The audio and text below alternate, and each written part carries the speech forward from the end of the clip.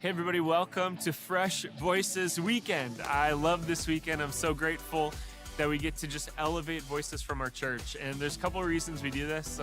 Number one, it brings a different diet to our church to have different people speaking into it. They bring a different perspective, maybe a different age and experience. And so this is going to be awesome. First up today is Pastor Dylan Werner. And Pastor Dylan is a great dad. He's a high school track champion. He's also one of the most funny, and also just theologically smart guys that you'll ever know. So come on, stand on your feet and give it up for Pastor Dylan as he comes today. Hey. Thank you. You can sit back in your seats. Thanks so much for the warm welcome. How are you guys doing today? Good, amazing. Hey, I'm so grateful to get to be with you, to spend some time together exploring God's word, and I believe hearing from him today, as we've talked about, that the Spirit of the Lord is here.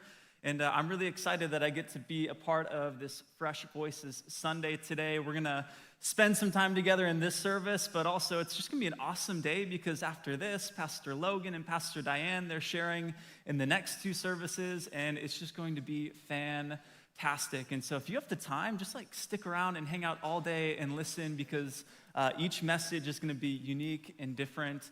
But I'm so excited for it. I'm going to be sitting in on them. And as always, I'm also thankful for just the leadership of our church that we have in Pastor Josh and Pastor Jenaye. They're not in the room right now, but could you just appreciate them with me? Because we are so fortunate to have them leading our church. Believe that God is just using them in a lot of powerful ways. And so I'm grateful as I get to serve under them on the pastoral staff. And we're going to jump right into some scripture today, if that's cool with you. We're going to be in the book of Matthew. It's the first gospel, the first book in our New Testament. We're going to be in chapter 15, starting in verse 21. And before I begin reading, I just want to give some context of what's led up to this. So right before what we're going to read, we see Jesus and his disciples. They're in the southern part of this region called Galilee. They're doing ministry. Jesus is teaching people. He's healing people. Miracles are happening. All of these amazing things, which of course means that somebody or some people have to come along and try to spoil the fun. And so there's this group of Jewish religious leaders at the time, the Pharisees and the scribes. They leave Jerusalem. They come to this place where Jesus is doing all of these incredible things.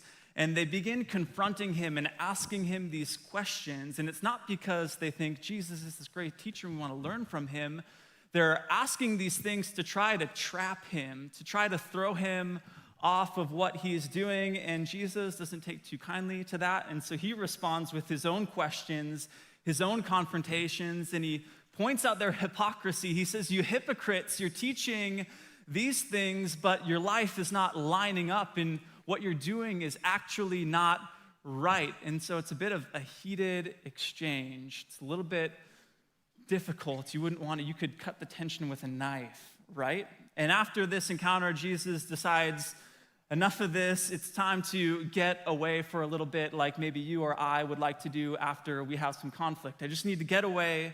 And that's where we pick it up in verse 21. It says, "And Jesus went away from there and withdrew to the district of Tyre and Sidon." And so in southern Galilee, this first place where they were at, it's in Jewish territory. Most of the people there would have been Jewish.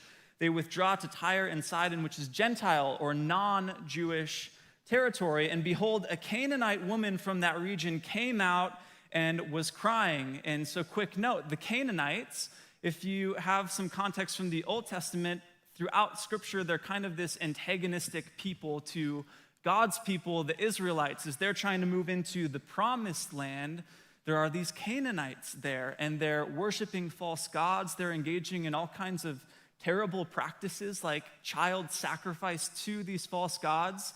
And we have to understand that at this time, if you're a Jewish person, it's not just that a Canaanite to you, you would probably say, "Oh, I don't like that person." There would most likely be a level of disdain for them.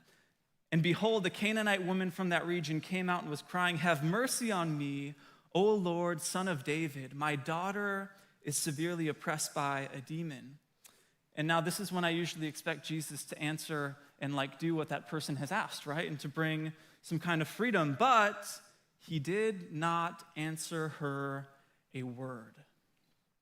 Okay, I'm sure something's coming. And his disciples came and begged him, saying, okay, they're probably going to say, Jesus, you're being a little bit rude. Why don't you help this woman out? Is what I expect in my mind. But no, it says he didn't answer a word, and the disciples came and begged him, saying, send her away, for she is crying out after us. This lady's getting a little bit annoying, Jesus. So then he answered, I was sent only to the lost sheep of the house of Israel. But she came and knelt before him, saying, Lord, help me. Okay, surely now the help is coming, I think, in my mind. And he answered, it is not right to take the children's bread and throw it to the dogs. Where is this going, Jesus? I don't know if I'm feeling a little bit of tension, because this is not the picture of Jesus that I usually think of. And then she said, yes, Lord, yet even the dogs eat the crumbs that fall from their master's table. And then Jesus answered her, O woman, great is your faith. Be it done for you as you desire. And her daughter was healed instantly. So I just want to step back and acknowledge, we've used the word the elephant in the room a lot, but there's a big elephant in this room, in this encounter, because it's this short passage, and the ending is great, but the middle is so weird, because this is not how I usually see Jesus interacting. And so I feel like I've got some explaining to do as we explore this today. And we're going to come back to that and pick up some of the scripture. But even as I was reading this, I was thinking back to this experience that I had in my freshman year of college. I had one of my classes, and we had been told by our professor, she said, hey, next week when we meet, we're not going to be in our normal classroom doing our normal thing. We're going to meet in this kind of auditorium area, and we're going to be doing an activity. If you're a freshman in college, there's some high school students graduating today. If you're a freshman in college and you're sitting in classrooms all the time, you hear something like, we're going to meet somewhere else and do an activity, and think, that sounds great, sign me up. And I thought it sounded great until I found out what it was that the activity was, that there was this person who's going to come in, and we were going to do sort of like a yoga class, but not like full-blown yoga. We're going to stretch and get our bodies moving a little bit. I don't know if they just thought, wow, these kids really need to mellow out before their finals, something like that. But I heard that, and I was not excited, because what you might not know about me is that I am probably one of the most inflexible people you will ever meet. I'm not kidding.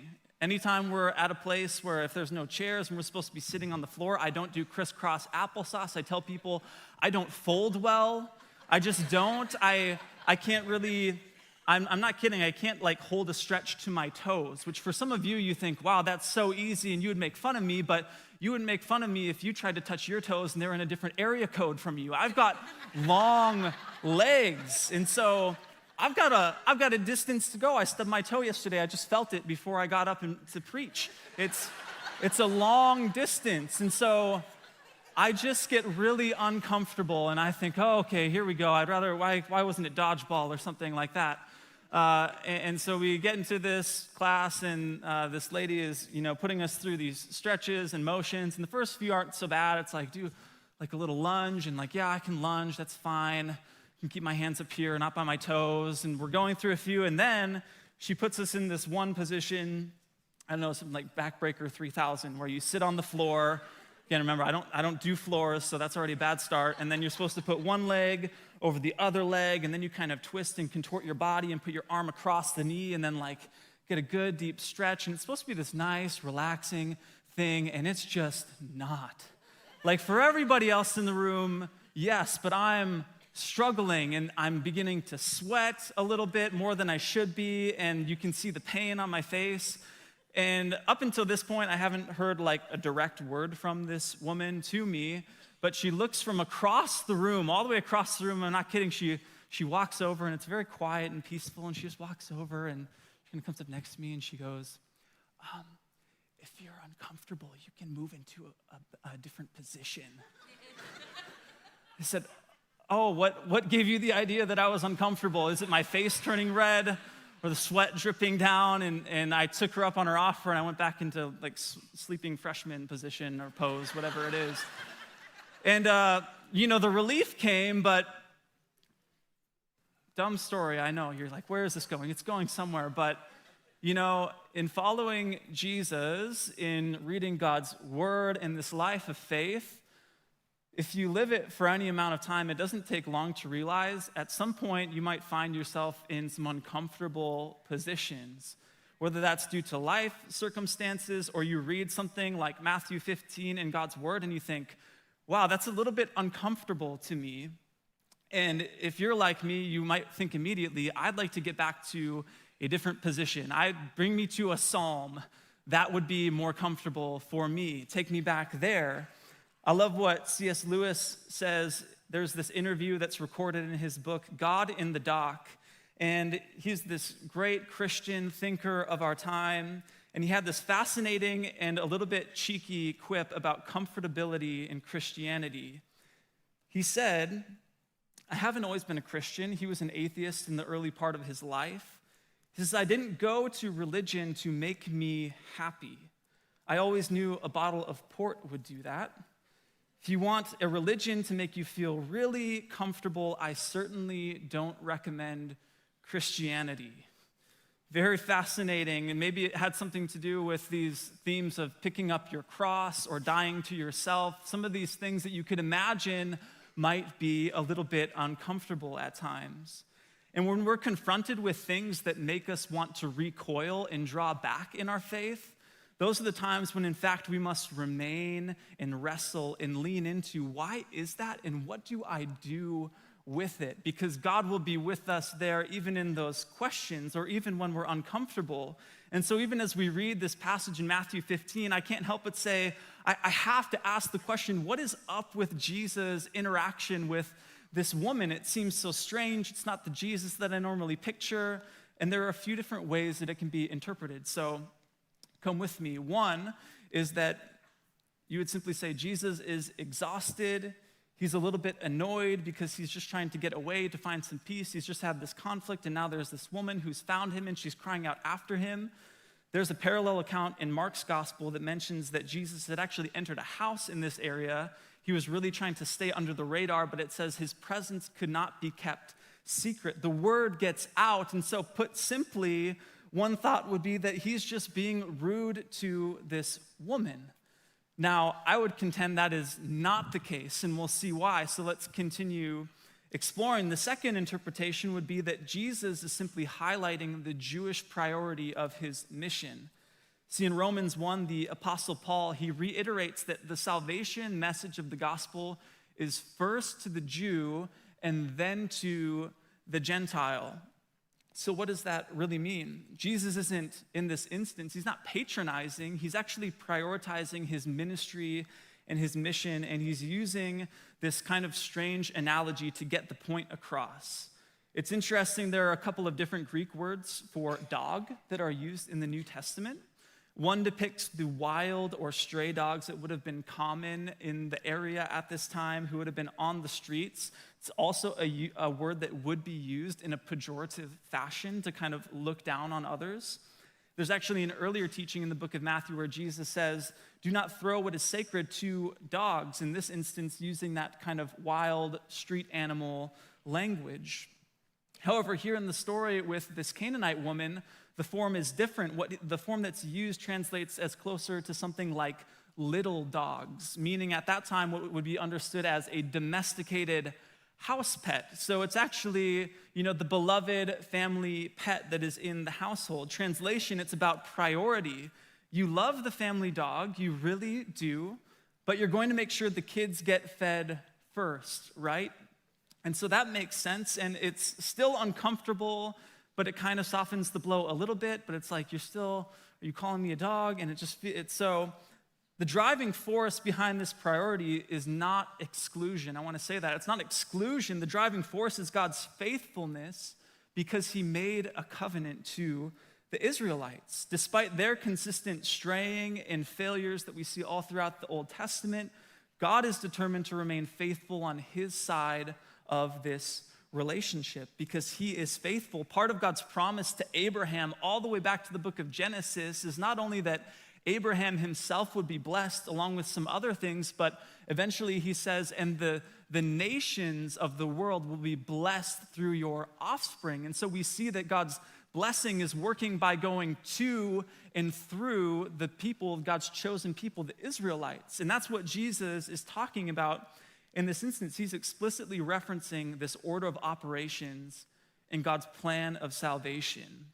So his reasons are not less than this. Let's be clear, i.e., Jesus is just hangry and needs a Snickers and to calm down a little bit, as in maybe interpretation 1, Jesus is just being rude. That's not the case. It's not less than this order of priority, but, however, he also seems to be getting at more than this priority of mission. Why? Because this doesn't explain Jesus' other interactions that he's already had with other Gentile people up to this point. So, for example, let's stay in the book of Matthew. If we go back to the beginning and read to the right, Jesus has already healed the servant of a Roman centurion. Now, this is someone who would be a Gentile with a capital G. He is a military leader in this cultural system that is oppressing God's people. And he comes and says, will you heal my servant? And there's no catch-22. Jesus doesn't give anything about breadcrumbs and dogs. He just does the thing. He heals the servant. In that case, as well as 2 demonized men in the country of the Gadarenes, which was Gentile territory, Jesus casts these demons out of these 2 men into a herd of pigs. They go and run into the water and drown themselves, makes a bunch of bad bacon. It's again kind of like a weird story. But again, in that case, the guys don't even ask Jesus for anything. He just comes and it's the demons who begin to talk to Jesus, and he just does the miracle. And so what gives in this situation? Why does Jesus seem to be playing hard to get now when this woman is needing his help? Well, here's what I would contend, that Jesus is not being rude. He's engaging actually in a certain style of rhetoric to catalyze her faith. See, Jesus himself was a Jewish teacher, a rabbi, and teaching in the ancient world was oftentimes a lot different from what we might perceive or think about today in this kind of lecture style. You sit and somebody talks and you listen and they tell you how things are and give you all the right answers. But at that time, they often would have taught through the Socratic method. You think of the Greek philosopher Socrates, this Socratic method that was used where they would ask a lot of questions, they would make statements, and rather than the goal being infusing learning into someone, it was more about drawing learning out of them. I know that sounds really philosophical, but we do this with kids all the time, right?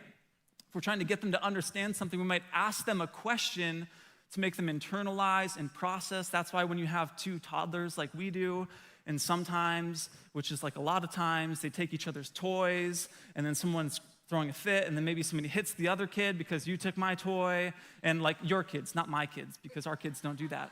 But just for example, like if our 4-year-old took our 2-year-old, Mav took Millie's toy from her, and she gets upset, we might say something like, you'd start with, hey, you can't take your sister's toy, but then maybe something like, Mav, how would you feel if you were playing with a toy and then Millie just came and took it from you without asking?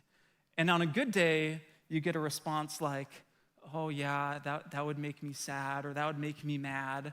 And they can come to this internalized conclusion that you've drawn out of them. And actually, I think we do this so much. It was really fun. I'm not kidding. Just 2 days ago, our son Mav jumped. He wasn't supposed to be on the coffee table to begin with, but he jumped off the coffee table, like relatively close to our 6-month-old's head.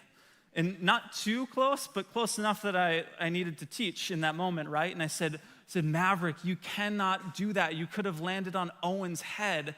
And I didn't even get any further, and he looks at me and he goes, yeah, how would it feel if I jumped on mine own head?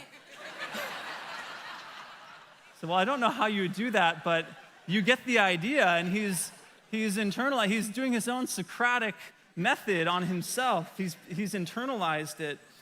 And so it's fascinating. We do this with kids, and notice in this story that Jesus is teaching not only the woman, but is using the situation to also teach the disciples and whoever else would have been present there at that time. He is silent, and it's not until after the disciples say something, right? Jesus, send her away, for she's crying out after us.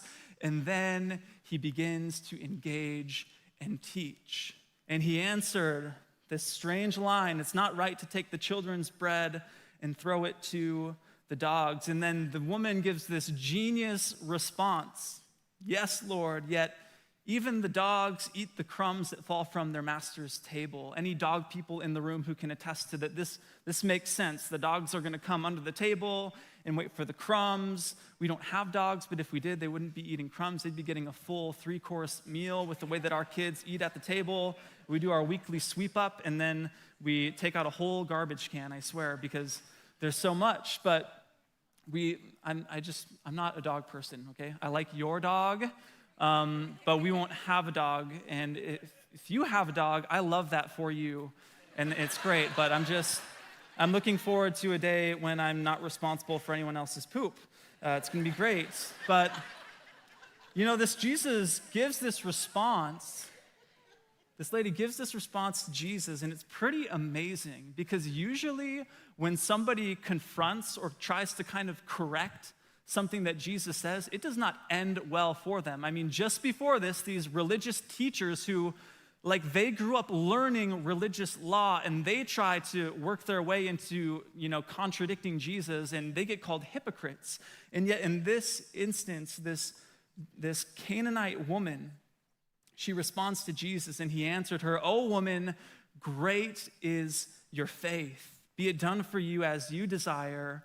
And her daughter was healed instantly. He's drawing out this response, and Jesus is unveiling really the grand scope of God's love and grace and compassion, not only for the Jew, but also for the Gentile, for all people who would put their faith in him, both then and now for us. The way that Matthew is written, it actually very strongly highlights this. It's fascinating. Jesus is teaching in this instance with this, again, strange bread analogy. But if you look just before in chapter 14, and then right after the story in chapter 15, we see Jesus' miraculous feedings of the 5,000 and the 4,000, respectively. And in both instances, you have a handful of loaves of bread and fish that are blessed. They're broken and then distributed. In the first instance, with the 5,000, this happens in Jewish territory, meaning most of, if not maybe all of, the crowd there would have been Jewish people. And at the end of it, it says they collected the leftovers, and there were 12 full basketfuls of pieces. Now, if you're a Jewish person reading this in Matthew's account, you're undoubtedly going to make this connection to the 12 tribes of Israel. And this has happened again in Jewish territory. Jesus encounters this Canaanite woman, this strange teaching takes place, and then afterward, the feeding of the 4,000 takes place in Gentile, non-Jewish territory. It says at the end, they picked up the leftovers again, and there were 7 basketfuls of broken pieces left over. Now in the Bible, 7 is a symbolic number often used to represent perfection or completion, and so it very well may be that what Jesus is getting at, or what the miracle is getting at, and the leftovers, and Matthew including that specifically, is that it's representing God's complete and fulfilled grace and work, not only for the Jews, but for all people. This fuller salvation picture, it's underscoring that God's provision is for all people. And in both instances, it says that Jesus looked at the crowd. The 5,000, he looked at the Jews. With the 4,000, he looked at the Gentiles, and it says he had compassion on them. That even, I think, in this instance with this woman, it wasn't, oh man, she just, asked and bugged Jesus long enough, and she gave this really wicked smart answer and reply, and so then he had to heal her daughter. But no, I think that even from the very beginning, that there was compassion in Jesus' heart. Jesus was teaching his followers then, he's teaching his followers now, us, you, and me, that when it comes to God's love and grace and compassion, which flow through Jesus Christ, who is the bread of life, that there is more than enough to go around, that the blessing is not scarce. And here's what I love, that even breadcrumbs under God's table would be enough. And yet, that's not the only thing that he gives us, because we could have more than enough with the breadcrumbs, and yet he says, I've called you son, I've called you daughter, you are my beloved children who have a seat at the table. I've prepared a place for you, and I'm setting your plate. You don't have to wait for crumbs to fall, but I will provide for you. And the invitation is to come and commune with him and trust him for our daily bread. Like the Canaanite woman, to allow that trust to provoke great faith in Jesus.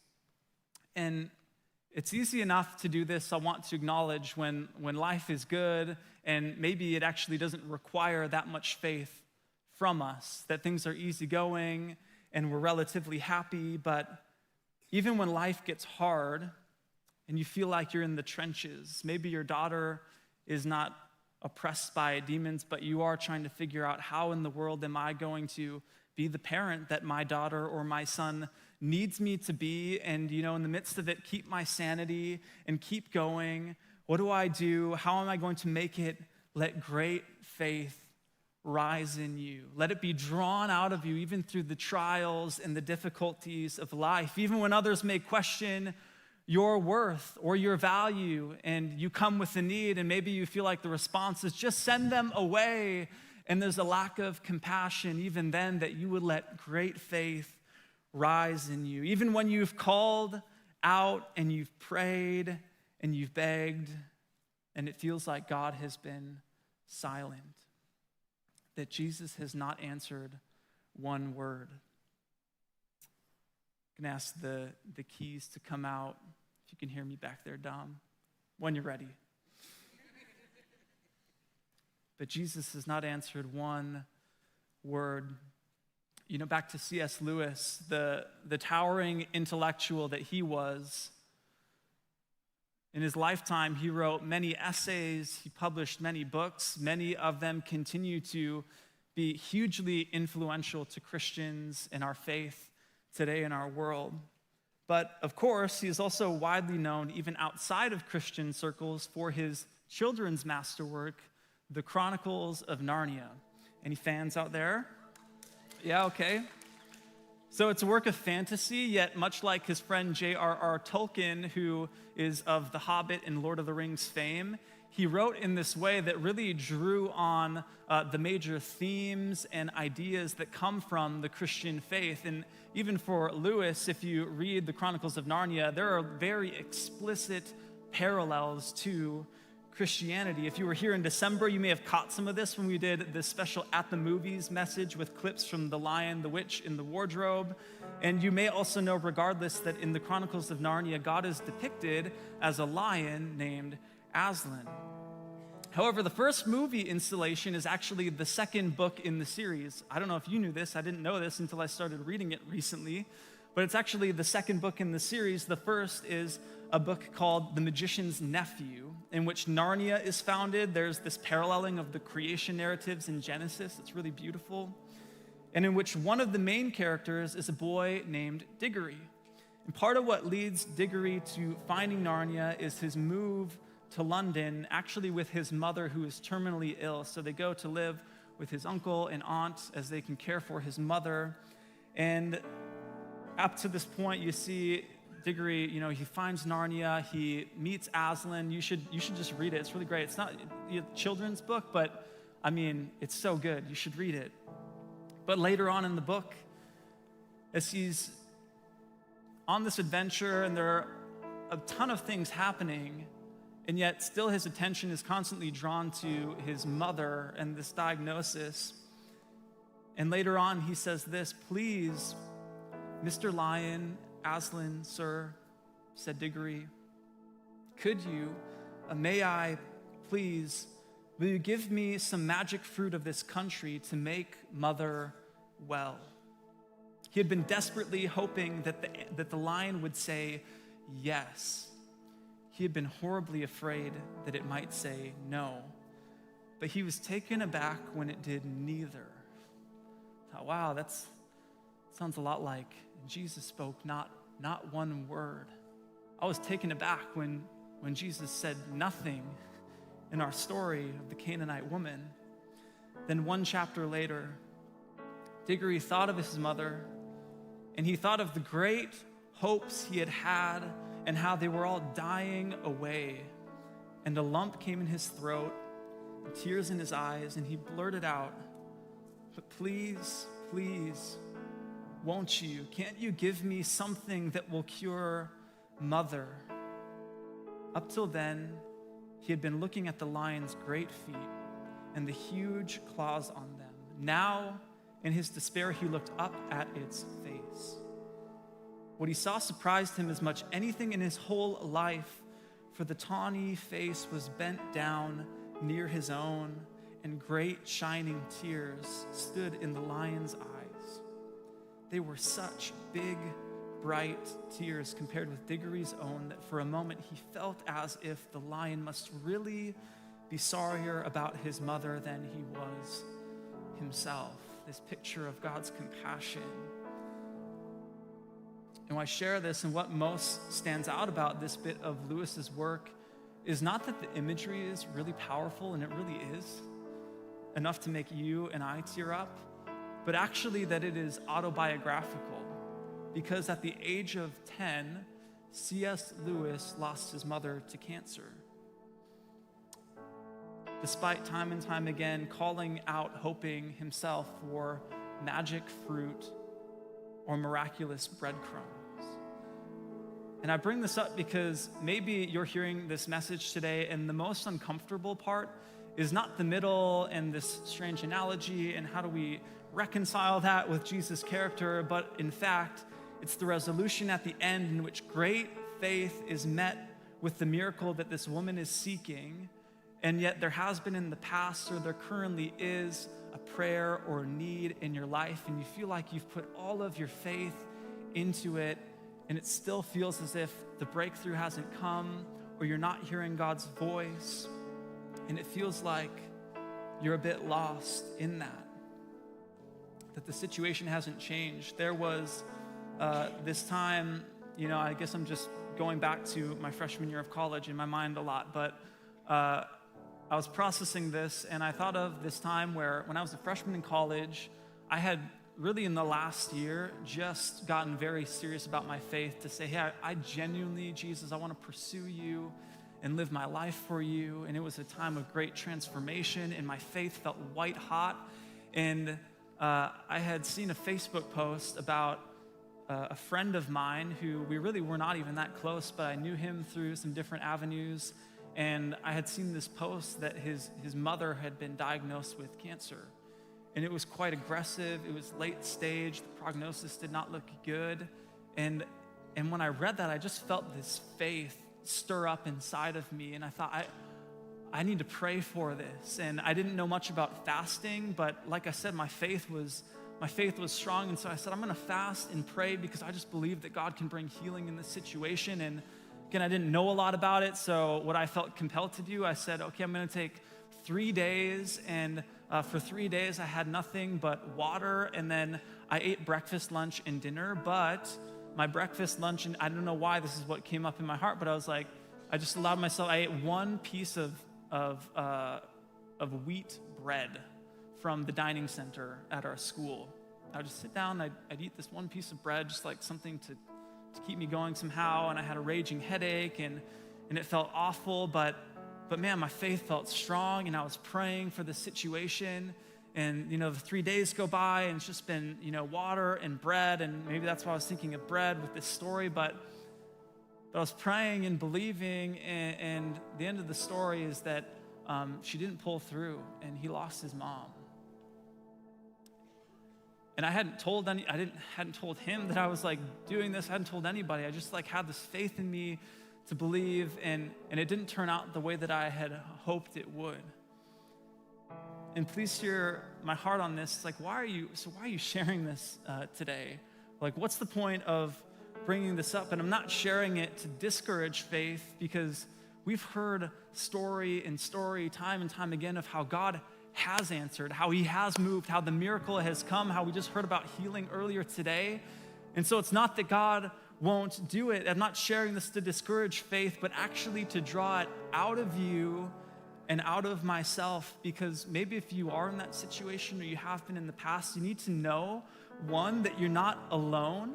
If you've been praying and breakthrough hasn't happened yet, that's common experience of the Christian faith, that if we walk with Jesus long enough through this life, we do know that every single time, not every single thing is going to happen that we ask for. But that doesn't mean that God can't. That doesn't mean that he's not able. That doesn't mean that he's not looking on us with compassion. But you need to know that you're not alone if the breakthrough hasn't happened. And if breakthrough hasn't happened, I need you to know that the solution is not to give up. It's to keep going, to keep pressing in, no matter how much it feels like a stretch and your toes are a million miles away and it's uncomfortable, to keep praying, to keep seeking and keep trusting God through your situation or that person that you're praying for. And that even if you feel like you're already down that road and you feel like you've given up, that God has not given up on you, that he's faithful to you, that he is walking with you. In Hebrews 11:1, it says, "Now faith is confidence in what we hope for and assurance about what we do not see."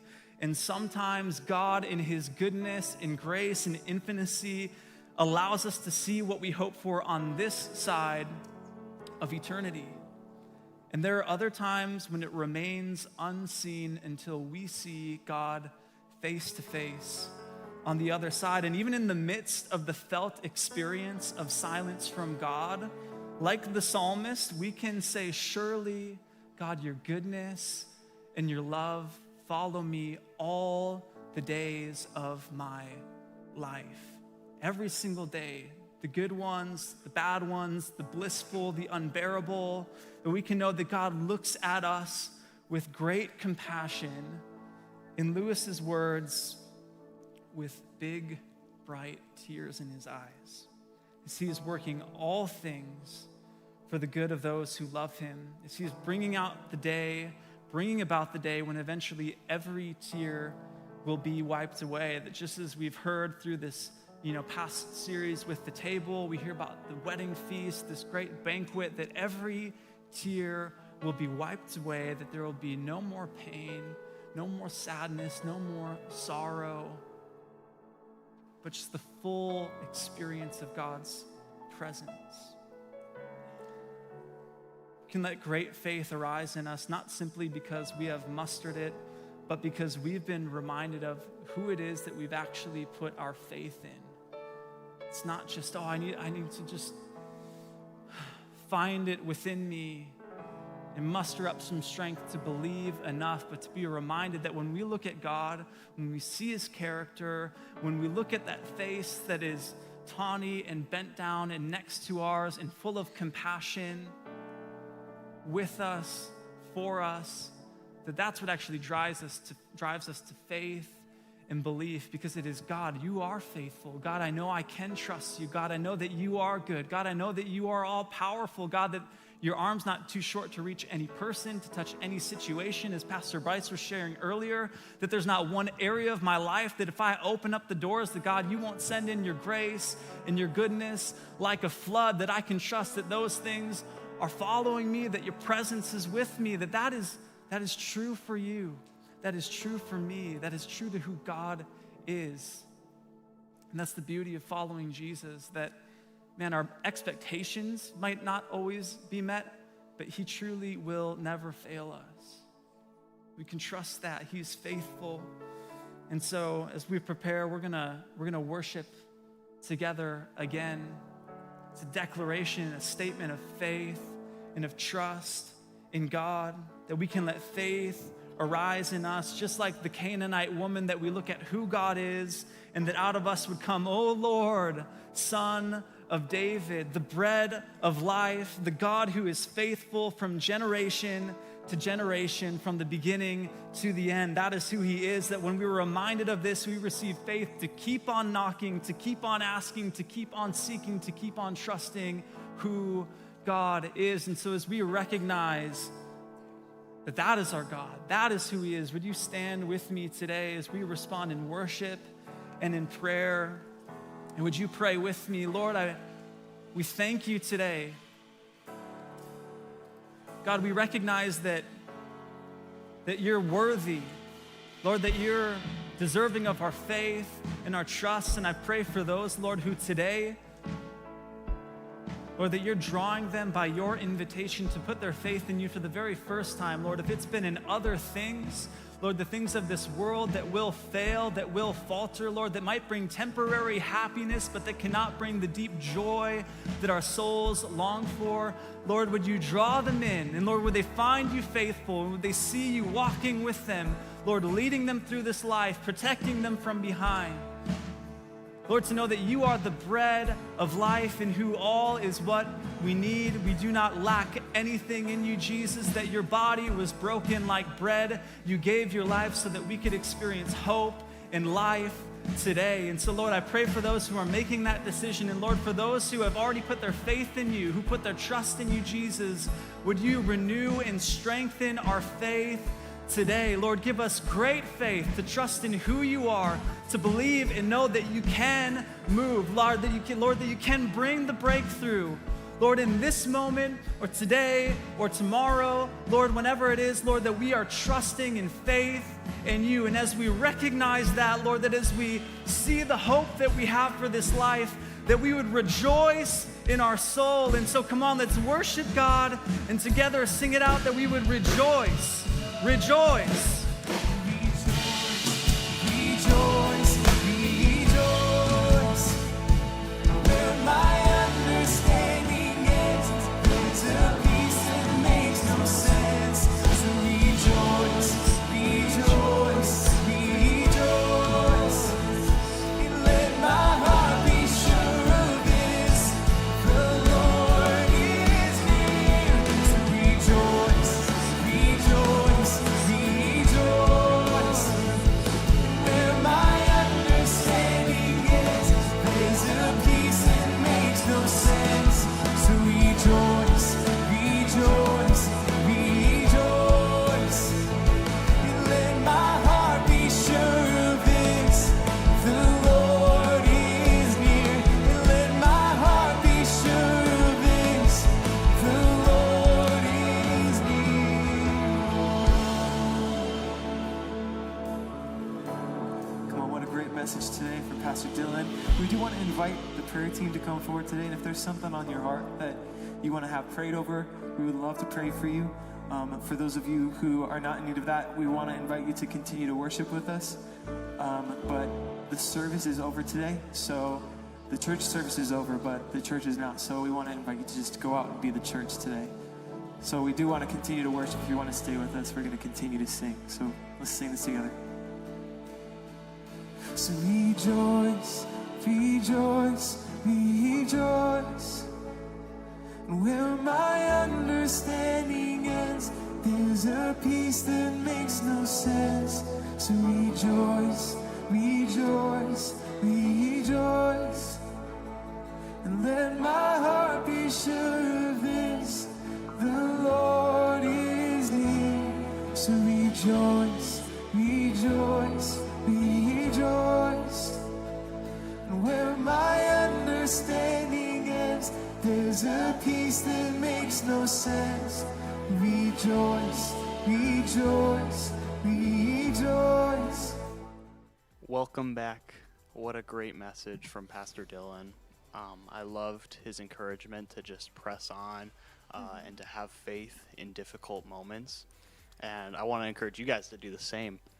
Yeah, and just knowing that God has compassion for you and he sees you where you're at. Yeah. Even if it doesn't seem like it, even if the answer isn't always yes, he still sees you, he still loves you and has compassion. It's so good. Yes, for sure. And just so you guys know, if you need prayer for anything, or if you're currently walking through something or know somebody who is, we would love to just partner with you in prayer. And you can submit prayer requests to us by texting eConnect to 77411, and we'd just love to pray for you.